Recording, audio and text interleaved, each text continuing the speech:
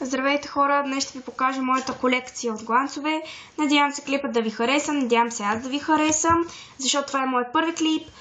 Долу в коментарите може да напишете какво е мнението ви за мен, защото искам да разбера дали да продължавам да качвам клипове. Така че, нека да започваме. Първо искам да кажа, че не искам да се хваля с гланцовете, червилата и балсамите, които имам. Правя това клипче с информативна цел. Нека да започваме. Това са всичките гланцове и балсами и червила, които имам. Склочнала съм ги ето така на лист. Надявам се да нямате нищо против, защото ако тръгна да мажа на ръката си, клипът ще стане сигурно 3 века дълъг. Затова нека да започваме. Първият е Lip Gloss. Той е на Avon. Казва се Soft Peach и е първият склоч. Момент само. Да. Вторият е на марката Belle и се казва Airflow. Той е в цвят 03 и е вторият склоч. Пише си цифричката, за да ви е по-лесно. Третият гланц е на Avon от тяхната серия Color Trend, който се води безцветен, обаче има много блестящи частици, които не изглеждат толкова плашещо на устните. Много го харесвам, препоръчвам ви го. Той е в третия цвят. Четвъртият е на Ламейла, но му се развали топченцето, за което съжалявам и не мога да ви покажа всъщност какъв е неговият цвят, но има съвсем леко розов цвят на устните. Много съм доволна и ви го препоръчвам отново. Той няма цвят, не мога да му намеря цвета къде е, затова не съм го склочнала. Това е едно червило на Ида, от което съм изключително недоволна. Затова дори не си го слагам, аз не ползвам червила, ползвам само гланцове и балсами. Използвам го за направата на разни гланцове, скрабове и такива неща за устни. Това червило изглежда пократително, но все пак реших да ви го покажа. То отново няма цвят, също така не мога да ви го покажа, той е в четвъртия цвят. Петото гланцче, балсамче е на Avon, казва се Pink.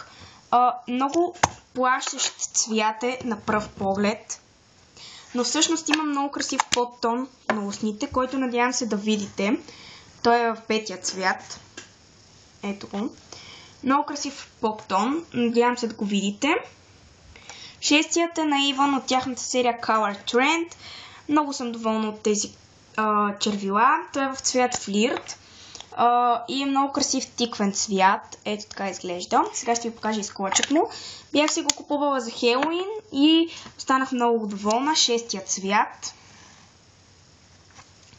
Седмият е отново същият на Avon Color Trend, но е в цвят Passion. Много красив цвят, розов.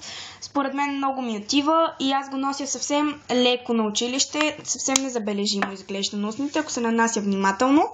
Той е седмият цвят.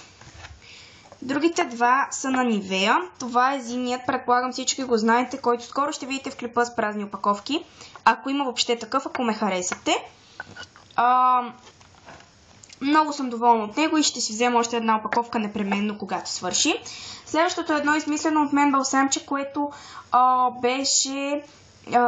нямаше капачка контейнерчето, затова му сложих тази капачка на Nivea. Ето така изглежда то. Много красив прасковен цвят, супер естествено седи на устните.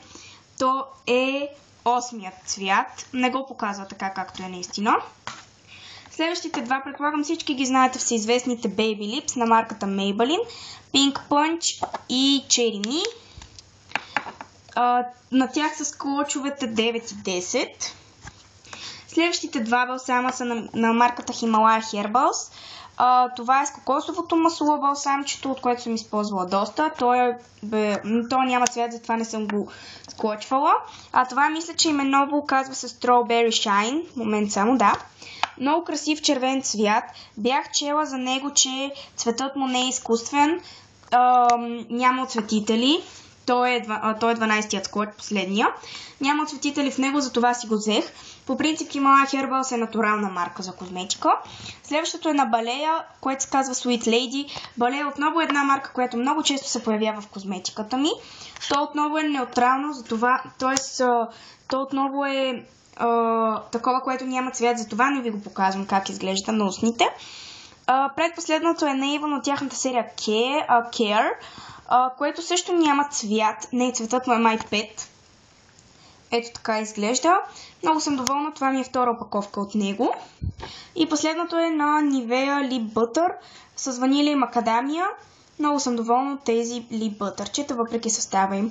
Това беше от мен за сега, хора. Надявам се да сте ме харесали.